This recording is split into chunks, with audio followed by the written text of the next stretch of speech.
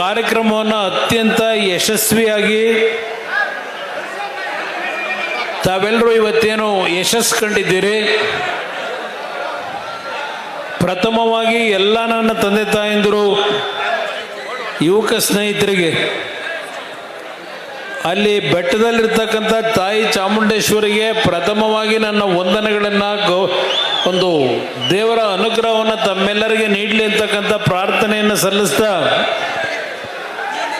ಅಲ್ಲಿ ಇರ್ತಕ್ಕಂಥ ತಾಯಿ ಚಾಮುಂಡೇಶ್ವರಿ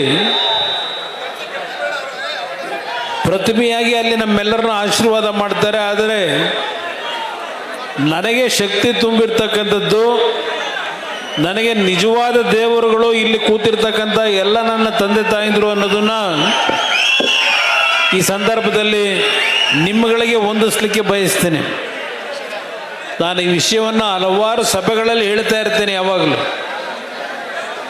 ಇವತ್ತು ನಮ್ಮ ಒಂದು ಪಕ್ಷಕ್ಕೆ ಶಕ್ತಿಯನ್ನು ತುಂಬಿದ್ರೆ ಅದು ಸನ್ಮಾನ್ಯ ದೇವೇಗೌಡರ ಕಾಲದಿಂದ ಲಕ್ಷಾಂತರ ಕಾರ್ಯಕರ್ತರುಗಳು, ನಿಮ್ಮಂಥ ನಿಷ್ಠಾವಂತ ಕಾರ್ಯಕರ್ತರೇನಿದ್ದೀರಿ, ನಿಮ್ಮಿಂದ ಈ ಒಂದು ಜನತಾದಳ ಇರ್ತಕ್ಕಂಥದ್ದು. ಇವತ್ತಿನ ಈ ಕಾರ್ಯಕ್ರಮದ ಯಶಸ್ಸಿಗೆ ವೇದಿಕೆ ಮೇಲೆ ಬಹಳ ಜನ ನಮ್ಮ ನಾಯಕರಿದ್ದಾರೆ. ನನಗೆ ಒಬ್ಬೊಬ್ಬರ ಹೆಸರನ್ನ ಹೇಳಲಿಕ್ಕೆ ಹೋದರೆ ಬಹುಶಃ ಸಾಯಂಕಾಲದವರೆಗೂ ಹೇಳಬೇಕಾಗ್ಬೋದು. ಅಷ್ಟು ಜನ ಇಲ್ಲಿ ನಮ್ಮ ಕಾರ್ಯಕರ್ತರಿದ್ದೀರಿ, ಮುಖಂಡರಿದ್ದೀರಿ. ಇವತ್ತು ಈ ಒಂದು ಕಾರ್ಯಕ್ರಮ 17ನೇ ತಾರೀಕು ನೆರವೇರಿಸ್ತೀವಿ ಅಂತಕ್ಕಂಥದ್ದನ್ನ ನನಗೆ ದೂರವಾಣಿ ಮುಖಾಂತರ ಸಾರಾ ಮಹೇಶ್ ಅವರು, ಹರೀಶ್ ಅವರು, ಅವರೆಲ್ಲರೂ ಕೂತು ಚರ್ಚೆ ಮಾಡಿ ನಮ್ಮ ಜಿಲ್ಲಾ ಘಟಕದ ಅಧ್ಯಕ್ಷರು ಅಶ್ವಿನ್ ಅವರು ಹಾಗೂ ಹಲವಾರು ನಮ್ಮ ನಾಯಕರುಗಳು, ಮಂಜೇಗೌಡರು, ಹೀಗೆ ಇವರೆಲ್ಲರೂ ಸೇರಿ ಇವತ್ತಿನ ಈ ಒಂದು ಕಾರ್ಯಕ್ರಮವನ್ನು ಇಲ್ಲಿ ಚಾಮುಂಡೇಶ್ವರಿ ಕ್ಷೇತ್ರದಲ್ಲಿ ಬಹುಶಃ ನಂಜನಗೂಡು ಒಂದು ಉಳಿದಿದೆ ನಮ್ಮ ಜನರೊಂದಿಗೆ ಜನತಾಳದ ಕಾರ್ಯಕ್ರಮವನ್ನು ಮಾಡಬೇಕಾದಂಥದ್ದು. 11 ವಿಧಾನಸಭಾ ಕ್ಷೇತ್ರಗಳಲ್ಲಿ ಇವತ್ತು 10ನೇ ಕಾರ್ಯಕ್ರಮ ಇಲ್ಲಿ ನಡೀತಾ ಇರ್ತಕ್ಕಂಥದ್ದು. ಈಗಾಗಲೇ ಬೆಂಗಳೂರಿನ, ಮೈಸೂರಿನ 3 ವಿಧಾನಸಭಾ ಕ್ಷೇತ್ರದಲ್ಲೂ ಅತ್ಯಂತ ಯಶಸ್ವಿಯಾಗಿ ಹಲವಾರು ನಮ್ಮ ಕಾರ್ಯಕರ್ತರುಗಳು, ನಮ್ಮ ನಗರ ಘಟಕದ ಅಧ್ಯಕ್ಷರಾಗಿರ್ತಕ್ಕಂಥ ಮಂಜು ಅವರು, ರವಿ ಅವರು, ಇವರೆಲ್ಲರೂ ಸೇರಿದ್ದಾರೆ. ಏಕೆಂದರೆ ಸೋಮು, ಈ ಹಲವಾರು ಜನ ಇದ್ದಾರೆ ಇಲ್ಲಿ. ಎಲ್ಲರ ಹೆಸರನ್ನ ಹೇಳಲಿಕ್ಕೆ ಹೋಗೋದಿಲ್ಲ, ಅನ್ಯತಾ ಭಾವಿಸಬೇಡಿ. ಆ ಒಂದು ಸಭೆಯನ್ನು ಮಾಡಿದ್ದೀರಿ. ನನಗೆ ವಿಶೇಷವಾಗಿ ಚಾಮುಂಡೇಶ್ವರಿ ಕ್ಷೇತ್ರದಲ್ಲಿ ಪ್ರಥಮವಾಗಿ ನಾನು ನೆನಪಿಸ್ಕೊಳ್ತಕ್ಕಂಥದ್ದು ನಮ್ಮ ಉದ್ಬೂರು ಮತ್ತು ರಮ್ಮನಹಳ್ಳಿಯ ನನ್ನ ತಂದೆ ತಾಯಂದ್ರೇನಿದ್ದೀರಿ, ಕಷ್ಟಪಟ್ಟು ಜೀವನ ಮಾಡೋರು. 2006 ವಿಧಾನಸಭೆಯ ಉಪಚುನಾವಣೆ, ಆ ಚುನಾವಣೆಯಲ್ಲಿ ನಿಮ್ಮೆಲ್ಲರ ಒಂದು ಆಶೀರ್ವಾದ,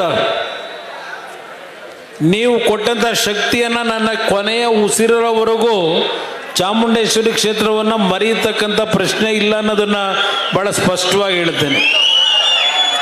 ಆ 2006 ಒಂದು ಚುನಾವಣೆ, ಉಪಚುನಾವಣೆ ಅವತ್ತು ನಾವು ನಡೆಸಿದ್ದಲ್ಲ, ಇಲ್ಲಿ ಮುಂದಿರ್ತಕ್ಕಂಥ ನಮ್ಮ ಕಾರ್ಯಕರ್ತರುಗಳು, ನೀವುಗಳು ನಡೆಸಿದಂಥ ಚುನಾವಣೆ ಅದು, ನಿಮ್ಮಿಂದ ನಡೆದಂಥ ಚುನಾವಣೆ ಅದು. ಆ ಚುನಾವಣೆಯಲ್ಲಿ ಸ್ವಲ್ಪ ನಮ್ಮ ನಾಯಕರುಗಳು ತಪ್ಪುಗಳನ್ನು ಮಾಡದೆ ಪ್ರಾಮಾಣಿಕವಾಗಿ ಕೆಲಸ ಮಾಡಿದರೆ ಇವತ್ತು ಕರ್ನಾಟಕ ಈ ಒಂದು ಪರಿಸ್ಥಿತಿಗೆ ಬರ್ತಾ ಇರಲಿಲ್ಲ. ಅವತ್ತು ನಮ್ಮಲ್ಲಿ ಕೆಲವರು ಒಂದು ಸಣ್ಣ ಪುಟ್ಟ ಭಿನ್ನಾಭಿಪ್ರಾಯಗಳಲ್ಲಿ ಮೈ ಮರ್ತಿದ್ರಿಂದ ಆ ಚುನಾವಣೆ ಸೋತುವ ಹೊರತು ಚಾಮುಂಡೇಶ್ವರಿ ಕ್ಷೇತ್ರದ ನನ್ನ ತಂದೆ ತಾಯಂದಿರು ಯಾವುದೇ ಕಾರಣಕ್ಕೂ ನಮಗೆ ಸೋಲನ್ನು ಕೊಡಬೇಕು ಅಂತ ಇದ್ದವರಲ್ಲ. ಕೆಲವು ಸಣ್ಣ ಪುಟ್ಟ ನಮ್ಮ ತಪ್ಪುಗಳಿಂದಲೇ ಆದಂಥದ್ದು. ಅದೆಲ್ಲವನ್ನು ಸಾರ್ವಜನಿಕವಾಗಿ ನಾನು ಹೇಳಲಿಕ್ಕೆ ಹೋಗೋದಿಲ್ಲ. ಆದರೆ ಆ ಒಂದು 2006ನೇ ಇಸ್ವಿಯಿಂದ ಚಾಮುಂಡೇಶ್ವರಿ ಕ್ಷೇತ್ರಕ್ಕೂ ನನಗೂ ಯಾವುದೋ ಒಂದು ರೀತಿಯ ಅನ್ಯೋನ್ಯವಾದಂಥ ಸಂಬಂಧ ನಮ್ಮ ಹೃದಯದಲ್ಲಿ ಇಟ್ಕೊಂಡಿದ್ದೇನೆ ಅಂತಕ್ಕಂತ ಹೇಳ್ತೇನೆ. ನನ್ನನ್ನು ನೀವು ನಿಮ್ಮ ಕುಟುಂಬದ ಒಬ್ಬ ಮಗನೋ, ಅಣ್ಣನೋ, ತಮ್ಮನೋ ಅಂತಕ್ಕಂಥ ರೀತಿಯಲ್ಲಿ ಇಲ್ಲಿಯವರೆಗೆ ಏನು ಚಾಮುಂಡೇಶ್ವರಿ ಕ್ಷೇತ್ರದ ಜನತೆ ನೀವು ನಮ್ಮನ್ನು ಕಾಪಾಡಿದ್ದೀರಿ. ನಿಮ್ಮ ಶಕ್ತಿಯನ್ನ ನಿಮಗೆ ದಾರೆ ಎರೆಯತಕ್ಕಂಥದ್ದನ್ನ ಇಲ್ಲಿಯವರೆಗೂ ನಾನೇನು ಮಾಡಿದ್ದೇನೆ, ಮುಂದೆಯೂ ಸಹ ನಿಮ್ಮ ಈ ಒಂದು ಪ್ರೀತಿ ವಿಶ್ವಾಸವನ್ನು ಯಾವುದೇ ಕಾರಣಕ್ಕೂ ಚ್ಯುತಿ ಬರದೇ ಇರತಕ್ಕಂಥ ರೀತಿಯಲ್ಲಿ ನಿಮ್ಮ ಜೊತೆಯಲ್ಲಿ ಇರ್ತೇನೆ ಅಂತಕ್ಕಂಥದ್ದನ್ನು ಇವತ್ತು ಈ ಸಂದರ್ಭದಲ್ಲಿ ತಮ್ಮ ಮುಂದೆ ನಾನು ತಿಳಿಸ್ಲಿಕ್ಕೆ ಬಯಸ್ತಾ ಇದ್ದೇನೆ. ಚಾಮುಂಡೇಶ್ವರಿ ಕ್ಷೇತ್ರದಲ್ಲಿ ಅಭಿವೃದ್ಧಿ ಕಾರ್ಯಕ್ರಮಗಳು ಅಂತಕ್ಕಂಥದ್ದು ನಾನು ಆಕಸ್ಮಿಕವಾಗಿ ಮುಖ್ಯಮಂತ್ರಿ ಆದಾಗ ಈ ಒಂದು ಕ್ಷೇತ್ರದಲ್ಲಿ ಹಿಂದೆ ರಾಜ್ಯದ ಉಪಮುಖ್ಯಮಂತ್ರಿಗಳಾಗಿ ಈಗ ಮುಖ್ಯಮಂತ್ರಿಗಳೇನಿದ್ದಾರೆ ಅವರು ಮಾಡಿದ್ದಕ್ಕಿಂತ ಅಭಿವೃದ್ಧಿಗಿಂತಲೂ ಹೆಚ್ಚಿನ ರೀತಿಯಲ್ಲಿ ಈ ಚಾಮುಂಡೇಶ್ವರಿ ಕ್ಷೇತ್ರದ ಅಭಿವೃದ್ಧಿಗೆ ಕೊಡುಗೆಯನ್ನು ನಾನಿದ್ದಂಥ ಕಡಿಮೆ ಅವಧಿಯ ಆಡಳಿತದಲ್ಲಿ ಕೊಟ್ಟಿದ್ದೇನೆ ಅಂತಕ್ಕಂಥದ್ದನ್ನು ನಿಮ್ಮ ಋಣವನ್ನು ತೀರಿಸಲಿಕ್ಕೆ ಪ್ರಯತ್ನ ಪಟ್ಟಿದ್ದೇನೆ ಅಂತಕ್ಕಂಥದ್ದನ್ನು ಈ ಸಂದರ್ಭದಲ್ಲಿ ಸ್ಮರಿಸ್ಕೊಳ್ಳಿಕ್ಕೆ ಬಯಸ್ತಾ ಇದ್ದೇನೆ. ಇವತ್ತು ಹಲವಾರು ಭಾಗದಲ್ಲಿ ಹಳ್ಳಿಗಳಿಗೆ ಕುಡಿಯೋ ನೀರಿರಲಿಲ್ಲ, ನಿರಂತರವಾಗಿ ಗೆಲ್ಲಿಸಿದ್ರಿ. ನಿಮ್ಮನ್ನು ಮರ್ತಂಥದ್ದೇನಿದೆ ಆ ಒಂದು ಜನಪ್ರತಿನಿಧಿಗಳು ಆ ಸಂದರ್ಭದಲ್ಲಿ ಹಲವಾರು ಹಳ್ಳಿಗಳಿಗೆ ನೀರನ್ನು ಕೊಡ್ತಕ್ಕಂಥದ್ದಿರ್ಬೋದು, ಒಳಚರಂಡಿ ವ್ಯವಸ್ಥೆಗಳಿಗೆ ಚಾಲನೆ ಕೊಟ್ಟಂಥದ್ದಿರ್ಬೋದು, ಹೀಗೆ ಹಲವಾರು ಯೋಜನೆಗಳನ್ನು ಇವತ್ತು ಚಾಮುಂಡೇಶ್ವರಿ ಕ್ಷೇತ್ರದಲ್ಲಿ ನೀಡಿದ್ದೇವೆ. ಇವತ್ತಿನ ಈಗಿನ ಸರ್ಕಾರ, ನಾನು ಇಲ್ಲಿ ಹರೀಶ್ ಅವರಿಗೆ ಮತ್ತು ಸಾರಾ ಮಹೇಶ್ ಅವರಿಗೆ, ಅಶ್ವಿನ್ ಅವರಿಗೆ, ಮಂಜೇಗೌಡರಿಗೆ ಹಾಗೂ ಎಲ್ಲ ನಮ್ಮ ನಾಯಕರುಗಳಿಗೆ ಇವತ್ತಿನ ಈ ಸಭೆಯನ್ನು ಮಾಡಿ ಅಂತಕ್ಕಂಥ ಒಂದು ತೀರ್ಮಾನ ಅವರೇನು ಮಾಡಿದ್ರು ಅದಕ್ಕೆ ಒಪ್ಪಿಗೆ ಕೊಟ್ಟಿದ್ದು ಯಾರ ವಿರುದ್ಧವಾಗಿ ಈ ಒಂದು ಸಭೆಯನ್ನು ಮಾಡಬೇಕು ಅಂತಕ್ಕಂಥದ್ದಕ್ಕೆ ಈ ಕಾರ್ಯಕ್ರಮ ಅಲ್ಲ. ಇವತ್ತು ಈ ರಾಜ್ಯದಲ್ಲಿ ಕಳೆದ 3 ವರ್ಷದಿಂದ ಆಡಳಿತವನ್ನೇ ನಡೆಸ್ತಾ ಇದ್ದಾರೆ. ನನಗೆ ಒಂದು ಪ್ರಥಮವಾಗಿ ನನಗೆ 2006-7 ಯಾವ ಒಂದು ಚುನಾವಣೆಯನ್ನು ನಡೆಸಬೇಕಾದರೆ ಕೆಲವು ಹಳ್ಳಿಗಳಿಗೆ ನಾನು ಭೇಟಿ ಕೊಡಲಿಕ್ಕೆ ಆಗಿರಲಿಲ್ಲ. ಆದರೆ ಇವತ್ತು ನಮ್ಮ ಕುರುಬ ಸಮಾಜದ ಹಲವಾರು ಮುಖಂಡರುಗಳು ವೇದಿಕೆ ಮೇಲೆ ನಿಂತಿದ್ದಾರೆ. ಇಲ್ಲ, ನಮ್ಮಲ್ಲಿ ಬದಲಾವಣೆಯನ್ನು ನಾವು ಕಾಣ್ತಾ ಇದ್ದೇವೆ. ಈಗ ಇವತ್ತು ಈ ಸಂಕೇತ ಇಲ್ಲೇ ನನಗೆ ನಾನು ಯಾವುದೇ ಸಭೆಯಲ್ಲಿ ಯಾವುದೇ ರೀತಿಯ ಒಂದು ತಲೆಗೆ ರುಮಾಲುಗಳನ್ನು ಕಟ್ತಕ್ಕಂಥದ್ದಕ್ಕೆ ಸ್ವಲ್ಪ ಹಿಂಜರಿತೀನಿ. ಆದರೆ ಇವತ್ತು ನಿಮ್ಮ ಮುಂದೆ ಈ ರುಮಾಲನ್ನು ಕಟ್ಟಿಕೊಂಡು ಮಾತಾಡ್ತಾ ಇರ್ತಕ್ಕಂಥದ್ದು ಈ ಚಾಮುಂಡೇಶ್ವರಿ ವಿಧಾನಸಭಾ ಕ್ಷೇತ್ರದಿಂದ ನಾಡಿನ ಕುರುಬ ಸಮಾಜ ಹಾಲು ಮತಸ್ಥರಿಗೆ ಒಂದು ಸಂದೇಶವನ್ನು, ಜನತಾದಳ ಯಾರಿಗೆ ಒಬ್ಬರಿಗೆ ನೀವು ಗುತ್ತಿಗೆಯನ್ನು ಕೊಟ್ಟಿಲ್ಲ, ನೀವು ಕುರುಬ ಸಮಾಜದವರು, ಜನತಾದಳದ ಪರವಾಗೂ ನಾವು ಇದ್ದೇವೆ, ಜನತಾದಳವು ಕುರುಬ ಸಮಾಜದ ಪರವಾಗಿ ಇದ್ದೇವೆ ಅಂತಕ್ಕಂಥ ಒಂದು ಸಂದೇಶ ಕೊಡಲಿಕ್ಕೆ ನಮ್ಮ ನಾಯಕರುಗಳು ಇವತ್ತೇನು ಕುರುಬ ಸಮಾಜದ ಯುವಕರು ಈ ಒಂದು ರುಮಾಲನ್ನು ಹಾಕಲೇಬೇಕು ಅಂತ ಹಾಕ್ಸಿದ್ದಾರೆ. ಇದು ನಾಡಿನ ಹಾಲು ಮತಸ್ಥರು ಕುರುಬ ಸಮಾಜಕ್ಕೆ ಸಂದೇಶ ಕೊಡಲಿಕ್ಕೋಸ್ಕರವಾಗಿ ಈ ರುಮಾಲನ್ನು ತೊಟ್ಟಿದ್ದೇನೆ. ಈಗ ನಾನು ಹಲವಾರು ವಿಷಯಗಳನ್ನು ನಿಮ್ಮ ಮುಂದೆ ಇಡಬಲ್ಲೆ. ಯಾವ ಕುರುಬ ಸಮಾಜದ ನಾಯಕರು ಅಂತಾರೆ, ಅಹಿಂದ ನಾಯಕರು ಅಂತ ಹೇಳ್ತಾರೆ, ಅವರಿಗಿಂತಲೂ ನಾವು ಒಂದು ಹೆಜ್ಜೆ ಮುಂದೋಗಿ ಘೋಷಣೆ ಮಾಡಲಿಲ್ಲ. ಆದರೆ ಕುರುಬ ಸಮಾಜ ಇರಲಿ, ದಲಿತರಿರಲಿ, ಮುಸಲ್ಮಾನ್ ಬಂಧುಗಳಿರಲಿ, ಎಲ್ಲರ ಬದುಕಿಗೆ ಕಷ್ಟಗಳು ಅಂತಕ್ಕಂಥದ್ದನ್ನು ಬಂದಾಗ ಅವರಿಗೆ ಗೌರವ ಸಲ್ಲಿಸಿದ್ದೇವೆ ಅಂತಕ್ಕಂಥದ್ದಕ್ಕೆ ಒಂದು ಉದಾಹರಣೆ ಇಲ್ಲೇ ಹರೀಶ್ ಅವರು ಮತ್ತು ನಮ್ಮ ಕೆಲವು ನಾಯಕರೆಲ್ಲ ಸೇರಿ ನಮ್ಮ ನಂಜನಗೂಡಿನಲ್ಲಿ ಒಂದು ಘಟನೆ ನಡೆಯಿತು. ಈಗ ಒಂದು 2 ತಿಂಗಳ ಹಿಂದೆ ಒಬ್ಬ ಹೋಟೆಲ್ನಲ್ಲಿ ಕೆಲಸ ಮಾಡ್ತಕ್ಕಂಥ ಒಬ್ಬ ಯುವಕ ಒಂದು ಮೊಬೈಲ್ ಫೋನ್ನಲ್ಲಿ ಒಂದು ಸಂದೇಶ ಕಳಿಸ್ತಾರೆ. ಇದನ್ನು ನೋಡಿದಂಥವರು ಯಾರಾದರೂ ಕುಮಾರಣ್ಣ ಅವರಿಗೆ ಈ ಕುಟುಂಬದ ಸಮಸ್ಯೆನ ತಿಳಿಸ್ಬೇಕು ಅಂತೇಳಿ ಒಬ್ಬ ಹೋಟೆಲ್ನಲ್ಲಿ ಮಾಡಿ ಕೆಲಸ ಮಾಡ್ತಕ್ಕಂಥ ಯುವಕ ಚೇತನ್ನು ಇಲ್ಲಿ ಬಂದಿದ್ದಾನೆ. ಇಲ್ಲಿ ಅವರು ಆ ಒಂದು ವಿಡಿಯೋ ಏನಾಗ್ತಾನೆ, ದೆಹಲಿಯಲ್ಲಿ ನಾನು ಅದನ್ನು ನೋಡಿದಾಗ, ನಮ್ಮ PA ತೋರಿಸಿದಾಗ, ಮುಂದಿನ ಒಂದು ಪ್ರವಾಸಕ್ಕೆ ನಾನು ಕರ್ನಾಟಕಕ್ಕೆ ಬಂದಾಗ ಮೊದಲು ಭೇಟಿ ಕೊಟ್ಟಿದ್ದು ಯಾವೊಂದು ಆ ಕುಟುಂಬದ ಸಮಸ್ಯೆ ಇತ್ತು. ಹುಲ್ಲಳ್ಳಿನಲ್ಲಿ, ನಮ್ಮ ನಂಜನಗೂಡಿನ ಹುಲ್ಲಳ್ಳಿ ಗ್ರಾಮದಲ್ಲಿ ನೇರವಾಗಿ ಆ ಗ್ರಾಮಕ್ಕೆ ಹೋಗಿ ಆ ಕುಟುಂಬ ಏನೋ ಒಂದು ಸಂಕಷ್ಟದಲ್ಲಿದ್ದರು, ಅವ್ರ ಕಷ್ಟವನ್ನು ಕೇಳಲಿಕ್ಕೆ ಏನೋದೆ, ಇದು ಮೈಸೂರು ಜಿಲ್ಲೆಯಲ್ಲಿ ಯಾವ ಒಂದು ಮುಖ್ಯಮಂತ್ರಿಗಳಿದ್ದಾರೆ ಅವರಿಗೆ ಅವ್ರ ಕಣ್ಣಿಗೆ ಕಾಣಲಿಲ್ಲ. ದೆಹಲಿಯಲ್ಲಿ ಕೆಲಸ ಮಾಡ್ತಕ್ಕಂಥ ಜವಾಬ್ದಾರಿಯನ್ನು ನರೇಂದ್ರ ಮೋದಿಯವರು ನನಗೇನು ಕೊಟ್ಟಿದ್ದರು, ನಾನು ಇಡೀ ದೇಶದಲ್ಲಿ ಪ್ರವಾಸ ಮಾಡಬೇಕಾದರೆ ನನ್ನ ಗಮನಕ್ಕೆ ಬಂದ ತಕ್ಷಣ ಅಂಥ ಪ್ರವಾಸವನ್ನು ಮೊಟಕುಗೊಳಿಸಿ ಆ ಕುಟುಂಬಕ್ಕೆ ರಕ್ಷಣೆ ಕೊಡಬೇಕು ಅಂತ ಏನು ಬಂದವು. ಹರೀಶ್ ಅವರು, ಸಾರಾ ಮಹೇಶು, ಮಂಜೇಗೌಡರು ಎಲ್ಲರೂ ಅವತ್ತು ನಾವು ಹೋಗಿದ್ದು. ಆ ಹೆಣ್ಣುಮಗಳನ್ನ ಕರೆಸಿದ್ದೇನೆ. ಇಲ್ಲಿ ಇಬ್ಬರು ಸಣ್ಣ ಮಕ್ಕಳಿದ್ದಾರೆ. ಆ ಹೆಣ್ಣುಮಗಳು ಕಿಡ್ನಿ ಪೇಷಂಟು. ಗಂಡನಿಗೆ ಗಾರೆ ಕೆಲಸಕ್ಕೆ ಹೋಗ್ತಿದ್ದ, ಅವನಿಗೆ ಆಕ್ಸಿಡೆಂಟ್ ಆಗಿ ಅವನ ಕಾಲು ಸಮಸ್ಯೆ ಆಯಿತು. ಈ ಹೆಣ್ಣುಮಗಳು ಮಲಗಿದ್ದಾಳೆ. ಅವ್ರ ಮನೆಗೆ ಹೋದರೆ ಆ ತಂದೆ ತಾಯಂದರು ಅವ್ರನ್ನ ಸಾಕಬೇಕು. ಇಂಥ ಒಂದು ಪರಿಸ್ಥಿತಿನಲ್ಲಿ ಏನು ಅವರ ಮನೆ ಬಾಡಿಗೆ ಮನೆಯಲ್ಲಿದ್ದರು, ಅವ್ರನ್ನ ಖಾಲಿ ಮಾಡಿಸೋದಕ್ಕೆ ಆ ಮನೆ ಓನರ್ ಹೇಳಿದರು. ಈಗ ನಮ್ಮ ಪಕ್ಷದ ವತಿಯಿಂದ ಹರೀಶ್ ಅವರು ಅವ್ರ ಸ್ನೇಹಿತರೆಲ್ಲ ಹೋಗಿ ಆ ಹೆಣ್ಣು ಮಗಳಿಗೆ ಈಗ ಒಂದು ಮನೆಗೆ ವ್ಯವಸ್ಥೆ ಮಾಡಿಕೊಟ್ಟು ಒಂದು ಲೀಸ್ ಬೇಸಿಸ್ನಲ್ಲಿ ಇನ್ನೊಂದು 2 ವರ್ಷದಲ್ಲಿ ನಿಮ್ಮ ಆಶೀರ್ವಾದದಲ್ಲಿ ನಿಮ್ಮ ಸರ್ಕಾರವೇ ಈ ರಾಜ್ಯದಲ್ಲಿ ಬರುತ್ತೆ ಅನ್ನೋದು ಗೊತ್ತು ನನಗೆ. ಏಕೆಂದರೆ ಅವ್ರಿಗೆ ಸೈಟ್ ಇಲ್ಲ, ಮನೆ ಕಟ್ಕೊಡ್ಲಿಕ್ಕೆ ಸೈಟು ಇಲ್ಲ. ಅದರಿಂದ ಈಗ ಹೊಸದಾಗಿ ಲೀಸ್ಗೆ ಒಂದು ಮನೆ ಕೊಡಿಸಿ ಗಂಡನಿಗೆ ಒಂದು ಸಣ್ಣ ಅಂಗಡಿ, ಪೆಟ್ಟಿಗೆ ಅಂಗಡಿರ ಭೈರಪ್ಪ, ಪೆಟ್ಟಿಗೆ ಅಂಗಡಿಯನ್ನು ಹಾಕಿ ಜೀವನ ಮಾಡಲಿಕ್ಕೆ ಎಲ್ಲ ರೀತಿಯ ಒಂದು ವ್ಯವಸ್ಥೆಗಳನ್ನು, ಮಕ್ಕಳು ಓದಲಿಕ್ಕೆ ಸ್ಕೂಲ್ ಫೀಸಿಂದ ಹಿಡಿದು ಎಲ್ಲ ರೀತಿಯ ಕುಟುಂಬಕ್ಕೆ ಇವತ್ತು ನೆರವು ಕೊಡ್ತಕ್ಕಂಥ ಕಾರ್ಯಕ್ರಮವನ್ನು ನಾವೇನು ಹಮ್ಮಿಕೊಂಡಿದ್ದೇವೆ. ಕೇವಲ ಪ್ರಚಾರಕ್ಕೆ ಇದನ್ನು ಮಾಡ್ತಕ್ಕಂಥದ್ದಲ್ಲ ನಮ್ಮ ಪಕ್ಷದ ಈ ಕಾರ್ಯಕ್ರಮಗಳು.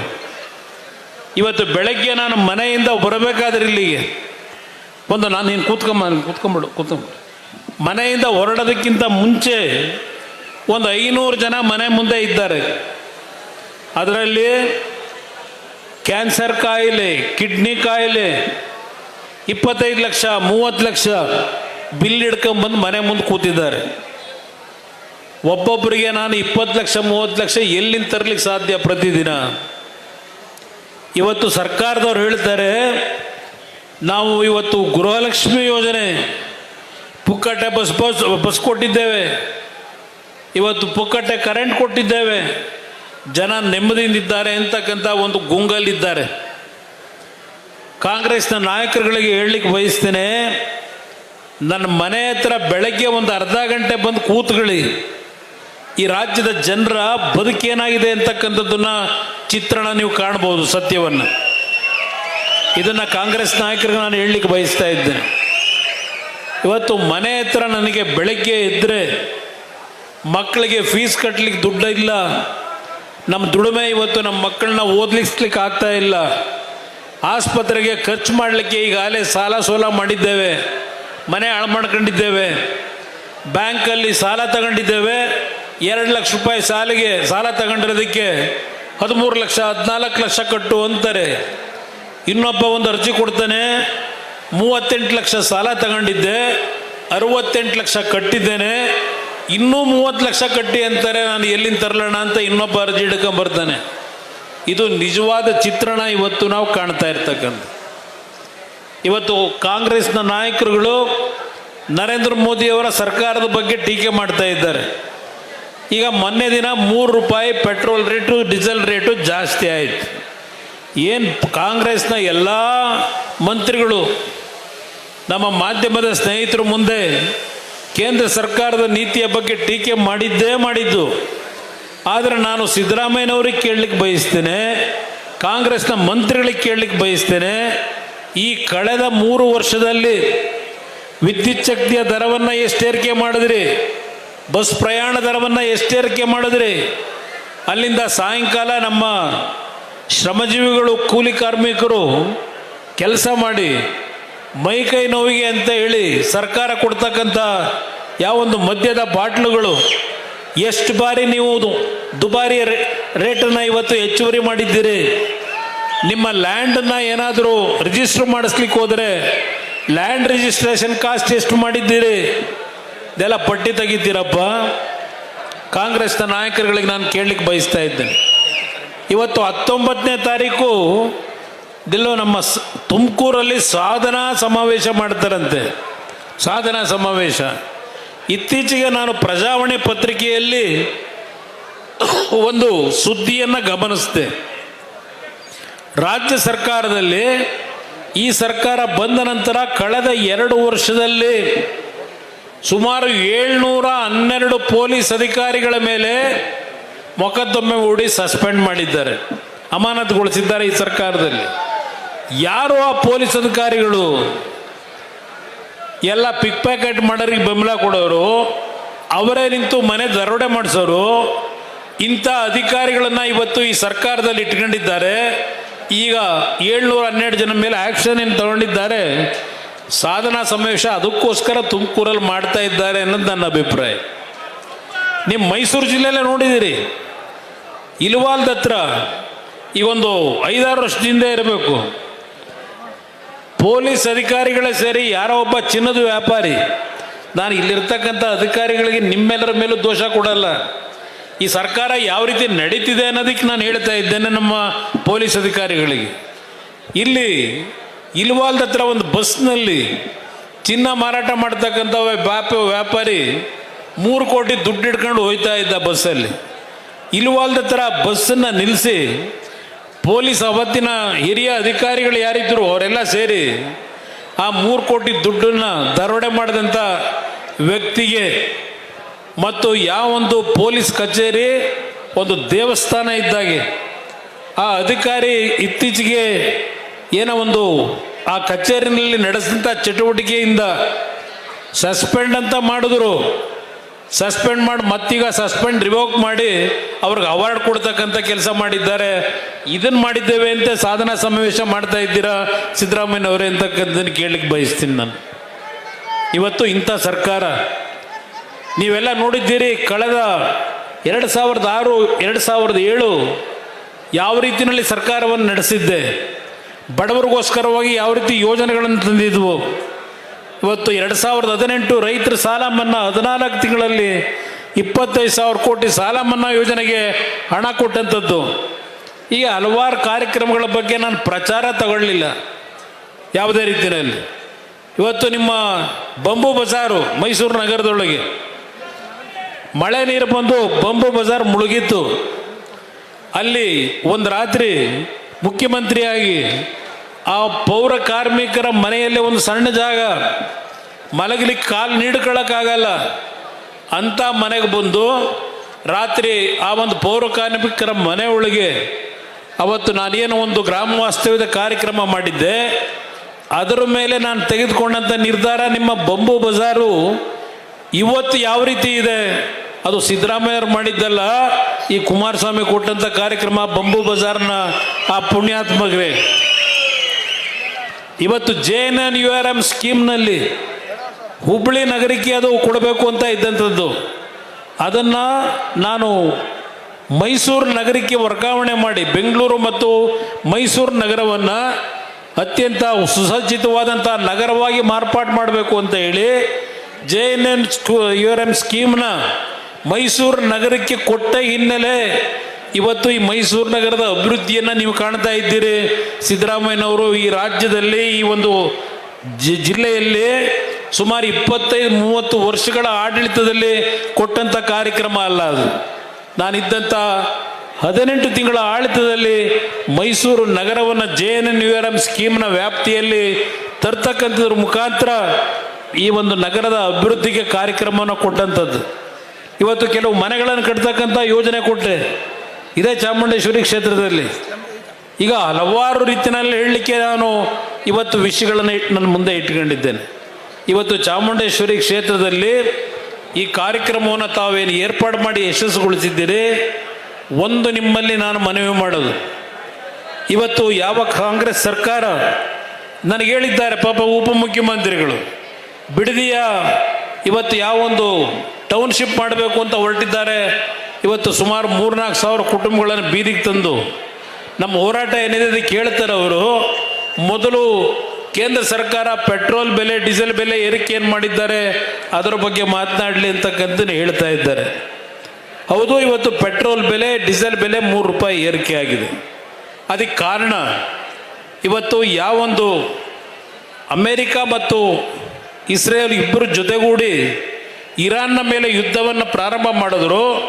ಸುಮಾರು 50-60 ದಿನಗಳ ಕಾಲ ಯುದ್ಧ ನಡೆದಂಥ ಹಿನ್ನೆಲೆ ಇವತ್ತು ತೈಲ ಬೆಲೆ ಏರಿಕೆ ಬರೀ ಇಂಡಿಯಾ ದೇಶದಲ್ಲಿ ಅಷ್ಟೇ ಅಲ್ಲ ಏರಿರ್ತಕ್ಕಂಥದ್ದು. ಸಿಂಗಪುರದಲ್ಲಿ ನಮ್ಮ ಇಂಡಿಯನ್ ರುಪಿನೇ ಲೆಕ್ಕ ಹಾಕಿದ್ರೆ 245 ರೂಪಾಯಿ ಇವತ್ತು ಪೆಟ್ರೋಲ್ ಬೆಲೆ ಲೀಟ್ರಿಗೆ. ಹಾಂಗ್ಕಾಂಗ್ ಹೋದರೆ 216 ರೂಪಾಯಿ. ಪಕ್ಕದ ಪಾಕಿಸ್ತಾನದಲ್ಲಿ 400 ರೂಪಾಯಿ. ಇವತ್ತು ಅದೇ ರೀತಿಯಲ್ಲಿ ಬಾಂಗ್ಲಾದೇಶದಲ್ಲಿ 500 ರೂಪಾಯಿ. ಇವತ್ತು 1 ಲೀಟ್ರ್ ಪೆಟ್ರೋಲ್ ಬೆಲೆ. ನಿನ್ನೆ ದಿನ ನೆದರ್ಲ್ಯಾಂಡ್ನಲ್ಲಿ ಪ್ರಧಾನಮಂತ್ರಿಗಳೊಂದು ಭಾಷಣ ಮಾಡಿದ್ದಾರೆ. ಇವತ್ತಿನ ಈ ಒಂದು ಪರಿಸ್ಥಿತಿ ಏನಿದೆ ಇದನ್ನು ನಾವು ಮುಂಜಾಗ್ರತೆ ಕ್ರಮವನ್ನು ತೆಗೆದುಕೊಂಡು ಸರಿಪಡಿಸದೆ ಹೋದರೆ ಇವತ್ತು ಎಷ್ಟೇ ನಮ್ಮಲ್ಲಿ ಹಣದ ತೈಲಿ ಇದ್ದರೂ ಹಿಂದೆ ಇದ್ದಂಥ ಬಡತನ ಏನಿದೆ ಆ ಬಡತನಕ್ಕೆ ನಮ್ಮ ದೇಶ ಅಷ್ಟೇ ಅಲ್ಲ ಹಲವಾರು ದೇಶದ ಬಡತನವನ್ನು ನಾವು ಕಾಣಬೇಕಾಗ್ತದೆ. ಇವತ್ತು ನಾವು ಎಚ್ಚರಿಕೆಯಿಂದ ನಮ್ಮ ಹೆಜ್ಜೆಯನ್ನು ಇಡಬೇಕು ಅಂತಕ್ಕಂಥದ್ದನ್ನು ನೆದರ್ಲ್ಯಾಂಡ್ನಲ್ಲಿ ಏನು ಪ್ರವಾಸದಲ್ಲಿದ್ದಾರೆ ಭಾಷಣ ಮಾಡಿದ್ದಾರೆ. ಇದನ್ನು ನಾವು ಅರ್ಥ ಮಾಡ್ಕೋಬೇಕಾಗ್ತದೆ. ಯುದ್ಧ ಇವತ್ತು ನಾವು ಕನಸ್ಕೊಂಡಿದ್ವ ಈ ದೇಶದಲ್ಲಿ ವಿಶ್ವದಲ್ಲಿ ಯುದ್ಧ ಈ ಮಟ್ಟಕ್ಕಾಗುತ್ತೆ ಅಂತ ಹೇಳಿ? ಇಲ್ಲ, ಕಾಂಗ್ರೆಸ್ ನಾಯಕರೇನಾದರೂ ಮೊದಲೇ ಕನಸೇನಾದರೂ ಬಿದ್ದಿದ್ರೆ ಈ ಥರ ಇದೆಯಪ್ಪ ಮುಂದೆ ಈ ಥರ ಸರ್ಮಾಡ್ಕ ಅಂತಲಾದರೂ ಹೇಳಬೇಕಾಗಿತ್ತಲ್ಲ. ಈಗ ಅವರೇ ಈ ಸ್ಥಾನದಲ್ಲಿ ಇದ್ದಿದ್ರೆ ಕಾಂಗ್ರೆಸ್ ನಾಯಕರು ಏನು ಮಾಡ್ತಾ ಇದ್ರು?